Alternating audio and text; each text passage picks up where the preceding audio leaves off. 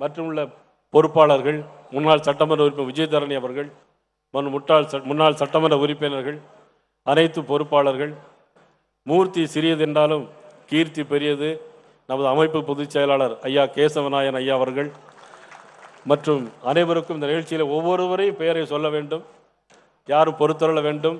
டெல்லியிலிருந்து வந்திருக்கிற நமது அன்புக்குரிய ஐஏஎஸ் அதிகாரி பிஜேபி ஆசீர்வாதம் அவர்கள் வந்திருக்கிறார்கள்.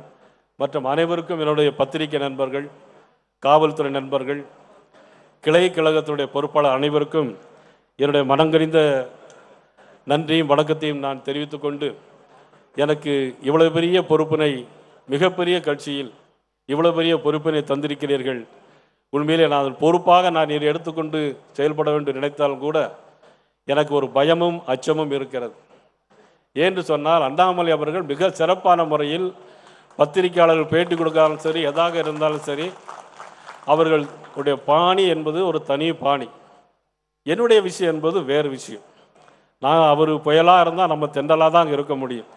நமது அண்ணன் பொன்னார் அவர்கள் சொன்னதை போல, அவர் புயல் என்று சொன்னால் நான் பொதியமலை தென்றல். அதுக்காக என்ன வேற யாரும் தென்றல் கூட வேண்டாம். அண்ணன் பொன்னார் அவர்களை பொறுத்த மட்டிலும், அண்ணன் சக்கரவர்த்தி அவர்களை பொறுத்த மட்டிலும் நான் சொல்ல வேண்டிய விஷயம் என்றால், நான் திமுகவில் அமைச்சராக இருந்த நேரத்தில் தினசரி வீட்டுக்கு வருவாங்க பொன்னார் அவர்கள். அவர்களுடைய தாய் மாமா, என்னுடைய அப்பா எல்லாம் ரொம்ப க்ளோஸ் ஃப்ரெண்ட்ஸ் எல்லாருமே.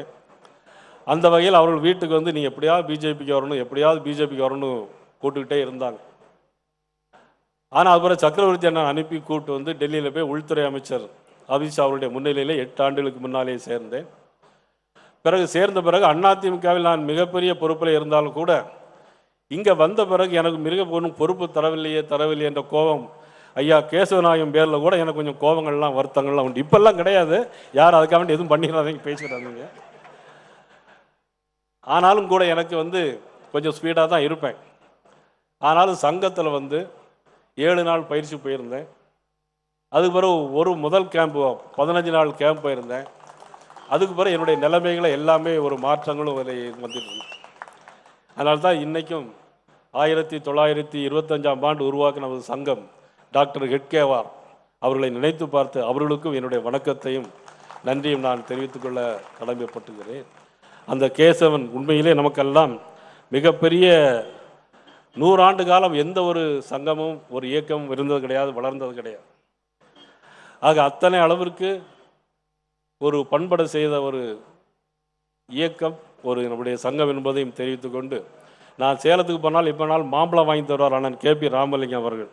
ஆனால் இப்போ மாம்பழ சீசன், மாம்பழம் கொண்டு வந்திருக்காரா இல்லையான்னு எனக்கு தெரியல. ஆனால் சங்கத்துக்கு போனதுனால எனக்கு ஒரு விருப்பம் என்னென்னா, ஒரு பாடல் மட்டும், ஒரு வரி.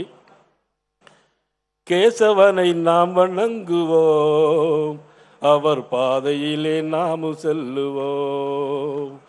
கேசவனை நாம் வணங்குவோம், அவர் பாதையிலே நாம் செல்லுவோம். லட்சியத்தை எய்து காட்டுவோம், நாம் நிச்சயமாய் வெற்றி நாட்டுவோம்.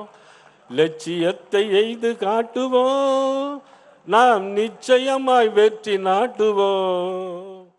சிறுவயதில் சிங்கமென சீறி பாய்ந்தவர், சிறுவயதில் சிங்கமென சீறி பாய்ந்தவர்.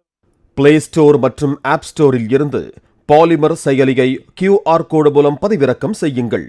செய்திகளை உடனுக்குடன் பெறுங்கள்.